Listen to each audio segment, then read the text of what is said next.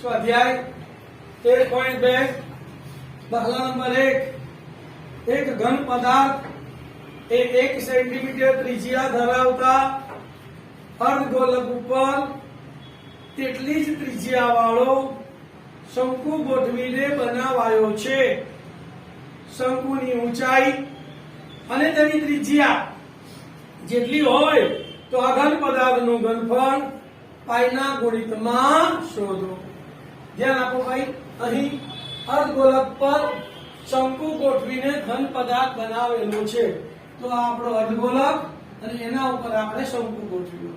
આ અર્ધગોલકની ત્રિજ્યા, શંકુની ત્રિજ્યા, શંકુની ઊંચાઈ, એની ત્રાસી લંબાઈ બરાબર માપ આપેલા છે. અર્ધગોલકની ત્રિજ્યા કેટલી છે? 1 સેન્ટીમીટર. તો r બરાબર 1 સેન્ટીમીટર. તો માટેના શંકુની ત્રિજ્યા પણ કેટલી થશે? r બરાબર 1 સેન્ટીમીટર થાય. પછી શરત આપી આપણને કે શંકુની ઊંચાઈ એ તેની ત્રિજ્યા જેટલી છે. તો ત્રિજ્યા કેટલી છે? 1. તો માટે ઊંચાઈ બરાબર પણ 1 સેન્ટીમીટર થાય. બધા માપો મળી ગયા. તો શંકુના ઘનફળનું સૂત્ર શું છે? 1/3 પાઈ r સ્ક્વેર. r અને h મળી ગયા. અર્ધગોલકના ઘનફળનું સૂત્ર શું છે? 2/3 પાઈ r નો ઘન. r મળી ગયો. અહીંયા r આપણે કેવો લેવાનો છે? બરાબર. તો ઘન પદાર્થનું ઘનફળ શોધવાનું છે. તો લખવાનું ઘન પદાર્થનું ઘનફળ બરાબર અર્ધગોલકનું ઘનફળ વત્તા શંકુનું ઘનફળ. અર્ધગોલકના ઘનફળનું સૂત્ર 2/3 પાઈ r આપણે કેપિટલ લીધો છે ને, 2/3 પાઈ r નો ઘન વત્તા 1/3 પાઈ r સ્ક્વેર h. કિંમતો મૂકીએ 2/3 ના 2/3 પાઈ સ્વરૂપમાં છે એટલે ગુણ્યા પાઈ ના પાઈ, r નો ઘન એટલે 1 નો ઘન વત્તા ના વત્તા 1/3 ના 1/3 ગુણ્યા પાઈ ના પાઈ, r ની જગ્યાએ 1 નો વર્ગ અને h ની જગ્યાએ 1. સાદુરૂપ આપીએ તો 1 નો ઘન 1 અને 2 એકા 2 તો 2π/3 વત્તા 1 નો વર્ગ 1, 1 એકા 1 અને 1 એકા 1 અને 1 પાઈ પાઈ તો π/3. છેદ કેવો છે? કૌંસનો સરવાળો. 2π + પાઈ છેદમાં 3 તો 2π + 1π એટલે 3π છેદમાં 3. 3 થી ઉડી ગયા તો બરાબર પાઈ ઘન સેન્ટીમીટર. તો જવાબ શું લખવાનું બોલો? ઘન પદાર્થનું ઘનફળ પાઈ સેમીનો ઘન છે. દાખલા નંબર 2 એન્જિનિયરિંગના વિદ્યાર્થી રસેલને નળાકારના બંને છેડે પાતળી એલ્યુમિનિયમની શીટમાંથી બનેલો શંકુ બેસાડી એક નમૂનો તૈયાર કરવાનું કહેવામાં આવ્યું. નમૂનાનો વ્યાસ 3 સેન્ટીમીટર અને લંબાઈ 12 સેન્ટીમીટર છે. જો શંકુની ઊંચાઈ 2 સેન્ટીમીટર હોય તો રસેલે બનાવેલ નમૂનામાંથી કેટલી હવા સમાશે તે શોધો. એટલે કે મારે શું શોધવાનું છે? નમૂનાનું ઘનફળ. ધારી લો કે નમૂનાના બહારના અને અંદરના માપો લગભગ સમાન છે. આવું આપણને રકમમાં કીધેલું છે. હવે અહીંયા ધ્યાન આપજો. પહેલા તો આપણે નોંધ લખીશું રકમમાંથી કે અહીં નળાકારના બંને છેડે શંકુ બેસાડી નમૂનો તૈયાર કરેલો છે. તમે કાં તો ઊભો આકૃતિ બનાવી શકો છો, કાં તો આવી આડી પણ આકૃતિ તમે બનાવી શકો છો. તો આપણે નળાકાર દોર્યો, એની ઉપર એક શંકુ અને નીચે એક શંકુ, 2 શંકુ બેસાડી દીધા બરાબર. નળાકારનો વ્યાસ કેટલો છે? 3 સેન્ટીમીટર. તો વ્યાસ ઉપરથી પહેલું કામ શું કરવાનું? ત્રિજ્યા. તો માટે નળાકારની ત્રિજ્યા આપણે નળાકાર માટે બધા માપો કેપિટલમાં લઈએ. r બરાબર વ્યાસ ભાગ્યા 2. તો માટે r બરાબર 3/4 સેન્ટીમીટર. એનો આપણે ભાગાકાર કરીશું. તો નળાકારની જે ત્રિજ્યા એ ત્રિજ્યા કોની આવશે? શંકુની. તો માટે શંકુની ત્રિજ્યા એને આપણે સ્મોલ r કહીએ. તો સ્મોલ r બરાબર 3/4 સેન્ટીમીટર થાય. શંકુની ઊંચાઈ આપણને આપેલી છે. કેટલી છે? 2 સેન્ટીમીટર. તો શંકુની ઊંચાઈ સ્મોલ h બરાબર 2 સેન્ટીમીટર. એટલે આ પણ 2 સેન્ટીમીટર અને આ પણ 2 સેન્ટીમીટર. અને હજી એક શરત આપેલી છે. નમૂનાની લંબાઈ કેટલી છે? 12 સેન્ટીમીટર. તો અહીંથી ને અહીંયા સુધીની નમૂનાની આ લંબાઈ કેટલી આવે? 12. જેમાં શંકુની ઊંચાઈ આ ઉપરના શંકુની ઊંચાઈ આવે, નળાકારની ઊંચાઈ આવે અને નીચેના શંકુની ઊંચાઈ આવે. તો માટે h + capital H plus small h બરાબર 12. h ની વેલ્યુ કેટલી છે 2, તો માટે 2 વત્તા h વત્તા 2 બરાબર 12. 2 ને 2 4 વત્તા 4 સામે જાય તો માઈનસ, તો માટે કેપિટલ H બરાબર 12 ઓછા 4, તો માટે કેપિટલ H બરાબર 8 સેન્ટીમીટર. એટલે કે નળાકારની ઊંચાઈ આપણને કેટલી મળી ગઈ? 8 સેન્ટીમીટર. હવે શંકુના ઘનફળનું સૂત્ર બોલો તો શું આવશે? 1/3 પાઈ r સ્ક્વેર h. અને નળાકારના ઘનફળનું સૂત્ર પાઈ r સ્ક્વેર h. તો સૂત્રની અંદર કિંમતો મૂકીશું. નળાકાર 1 છે અને શંકુ કેટલા છે? 2.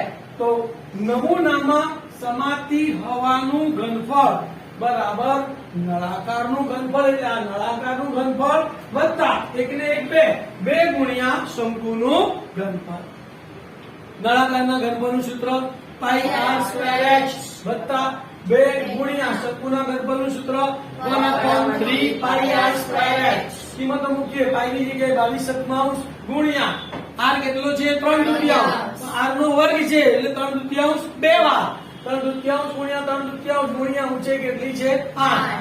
પ્લસ ના પ્લસ 2 ના 2 1/3 ના 1/3 ગુણ્યા પાઈ ની જગ્યાએ 22 r સ્ક્વેર. ત્રિજ્યા આમાં 3/2 છે તો અહીંયા પણ ત્રિજ્યા 2 વાર લખીશું. 3/2 ગુણ્યા 3/2 અને એની ઊંચાઈ કેટલી છે? 2. કોમન જો બંનેમાં 22 છે, 3/2 છે, 3/2 છે, તો બંનેમાંથી શું કોમન કાઢ્યું? 22 ગુણ્યા 3/2 ગુણ્યા 3/2 ગુણ્યા અહીંયા શું બચ્યું? 8.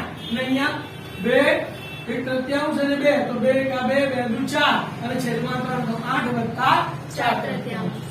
અહીંયા સાદુરૂપ આપીએ તો 2 11 આવશે, 2 કા 2 અને 11 તો 22 એટલે ઉપર 11 આવશે અને આ 3 તરી 9 તો અહીંયા કેટલા લખીશું? 11 ગુણ્યા 9 અને છેદમાં 7 દુ 14. આ કૌંસનું સાદુરૂપ આપીએ 3 લસા આવશે 8 તરી 24, 24 વત્તા 4 એટલે 28 તો 28 છેદમાં 3. અહીંયા છેદ ઉડે છે 14 એકા 14 અને 14 દુ 28 એટલે અહીંયા 2 આયા, 3 એકા 3 અને 3 તરી 9 એટલે અહીંયા 3 આયા. તો કેટલા બચ્યા? 11 ગુણ્યા 3 ગુણ્યા 2, 11 ગુણ્યા 3 ગુણ્યા 2 3 દુ 6 અને 11 6 66 તો 66 સેન્ટીમીટર નો ઘન. તો જવાબ શું લખવાનો? નમૂનામાં 66 ઘન સેન્ટીમીટર હવા સમાશે.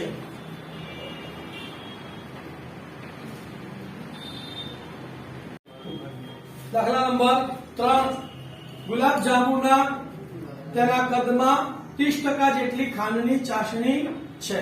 30% ચાસણી એટલે ગુલાબ જાંબુનું ઘનફળ શોધવાનું અને એના તમારે 30% શોધવાના.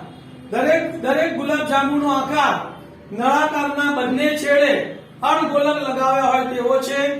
તેની કુલ લંબાઈ 5 સેન્ટીમીટર અને વ્યાસ 2.8 સેન્ટીમીટર છે. તો આવા 45 ગુલાબ જાંબુમાં આશરે કીધું છે એટલે જે બી પોઈન્ટમાં જવાબ આવે એને છેલ્લે શું કરવાનો? આશરે કરવાનો. આશરે કેટલી ખાંડની ચાસણી હશે તે શોધો. ધ્યાન આપજો. ગુલાબ જાંબુનો આકાર કેવો છે?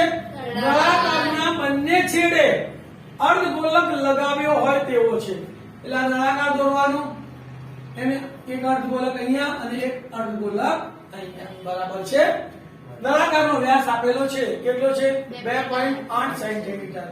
વ્યાસ ઉપરથી પહેલું કામ શું કરવાનું? ત્રિજ્યા શોધવાની. તો માટે નળાકારની ત્રિજ્યા r બરાબર વ્યાસ ભાગ્યા 2.8 ભાગ્યા 2 એટલે r બરાબર 1.4 સેન્ટીમીટર. તો નળાકારની ત્રિજ્યા કેટલી આવી? 1.4 સેન્ટીમીટર. બંને એકબીજા ઉપર જ છે એટલે અર્ધગોલકની ત્રિજ્યા પણ કેટલી થશે? 1.4. તો માટે અર્ધગોલકની ત્રિજ્યા એને આપણે કેપિટલ R લઈએ તો કેપિટલ R બરાબર 1.4 સેન્ટીમીટર થાય. હવે તમને ગુલાબજાંબુની કુલ લંબાઈ આપી છે. અહીંથી ને અહીંયા ગુલાબજાંબુ કેટલો સેન્ટીમીટર લાંબો છે? 5. તો એની અંદર શું આવે? અર્ધગોલકની ત્રિજ્યા આવે, નળાકારની લંબાઈ આવે અને અર્ધગોલકની ત્રિજ્યા આવે.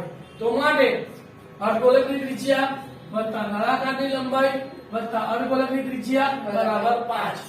તો અર્ધગોલકની ત્રિજ્યા કેટલી છે? 1.4. 1.4 વત્તા h વત્તા 1.4 બરાબર 5. 1.4 વત્તા 1.4 એટલે 2.8 પ્લસ 2.8 સામે જાય તો માઈનસ. તો માટે h બરાબર 5.0 માઈનસ 2.8. અહીંયા દશાંશ ચિહ્ન પછી એક આંકડો છે તો આપણે 5 ની જગ્યાએ શું લખીશું? 5.0. ચલો દશાંશ ચિહ્ન લઈએ તો અહીંયા આવશે 4, અહીંયા આવશે 10, 10 માંથી 8 ગયા તો 2, 4 માંથી 2 ગયા તો 2, તો માટે નળાકારની ઊંચાઈ કેટલી આવી? 2.2 સેન્ટીમીટર. ગુલાબજાંબુની સંખ્યા કેટલી આપેલી છે? 45. તો ગુલાબજાંબુની સંખ્યા બરાબર 45.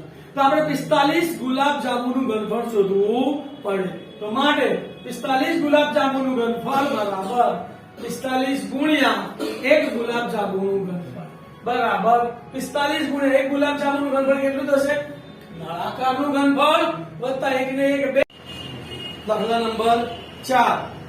એક લાકડાનું લંઘન પેન સ્ટેન્ડ 4 શંકુ આકારના છિદ્રવાળું બનાવેલું છે. લંઘનના માપ 15 સેમી ગુણ્યા 10 સેમી ગુણ્યા 3.5 સેમી છે. છિદ્રવાળા દરેક ભાગની ત્રિજ્યા 0.5 સેન્ટીમીટર અને ઊંડાઈ 1.4 સેન્ટીમીટર છે. તો આ લાકડાના સ્ટેન્ડનું ઘનફળ શોધો. અહીંયા ધ્યાન આપો, આ લાકડાનું સ્ટેન્ડ છે બરાબર. આ લાકડા લાંબુનું લંઘન છે, એની લંબાઈ 15 સેન્ટીમીટર, પહોળાઈ 10 સેન્ટીમીટર અને ઊંચાઈ 3.5 સેન્ટીમીટર છે. એમાં 0.5 સેન્ટીમીટર ત્રિજ્યા વાળા 4 શંકુના ખાના કોતરેલા છે, જેની ઊંચાઈ કેટલી છે? ઊંડાઈ કેટલી છે? 1.4 સેન્ટીમીટર. તો શું કરવાનું? લંઘનના ઘનફળમાંથી આ 1 2 3 અને 4 શંકુનું ઘનફળ બાદ કરી દઈએ તો આપણને સ્ટેન્ડનું ઘનફળ મળી જાય. તો પહેલા શરત લખીશું.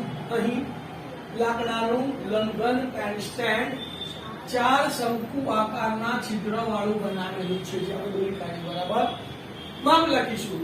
લંઘનની લંબાઈ આપણને આપેલી છે L બરાબર 15 સેન્ટીમીટર, પહોળાઈ B બરાબર 10 સેન્ટીમીટર, ઊંચાઈ S બરાબર 3.5 સેન્ટીમીટર. શંકુના માપ પણ આપણને આપેલા છે.